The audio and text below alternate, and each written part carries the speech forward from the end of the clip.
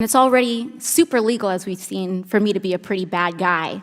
So it's even easier for the President of the United States to be one, I would assume. That's right. Thank you very much. Let's play a lightning round game. I'm going to be the bad guy, which I'm sure half the room would agree with anyway. And I want to get away with as much bad things as possible, ideally to enrich myself and advance my interest, even if that means putting my interests ahead of the American people. I have enlisted all of you as my co-conspirators, so you're gonna help me legally get away with all of this. So, Mrs. Hobart Flynn, I want to run. If I want to run a campaign that is entirely funded by corporate political action committees, is there anything that legally prevents me from doing that? No. Okay, so there's nothing stopping me from being entirely funded by corporate PACs, say from the fossil fuel industry, the healthcare industry, big pharma. I'm entirely 100% lobbyist PAC funded. Okay, so let's say I'm a really, really bad guy, and let's say I have some skeletons in my closet that I need to cover up so that I can get elected.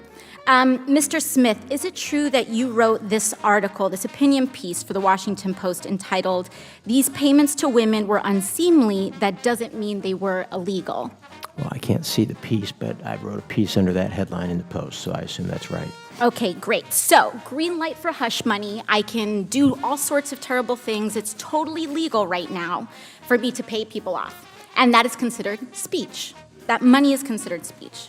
So I use my special interest dark money funded campaign to pay off folks that I need to pay off and get elected. So now I'm elected, now I'm in. I've got the power to draft, lobby, and shape the laws that govern the United States of America. Fabulous. Now, is there any hard limit that I have? Perhaps Mrs. Hobart Flynn, is there any hard limit that I have in terms of what legislation I'm allowed to touch? Are there any limits on the laws that I can write or influence, especially if I'm based on the special interest funds that I accepted to finance my campaign and get me elected in the first place? There's no limit. So there's none. So I can be totally funded by oil and gas. I can be totally funded by big pharma, come in, write big pharma laws, and there's no limits to that whatsoever. That's right. Okay, so awesome. Now, Mr. Mirabani, the last thing I want to do is get rich with as little work possible. That's really what I'm trying to do as the bad guy, right? So is there anything preventing me from holding stocks, say, in an oil or gas company, and then writing laws to deregulate that industry and cause, that could potentially cause the stock value to soar and accrue a lot of money in that time? You could do that.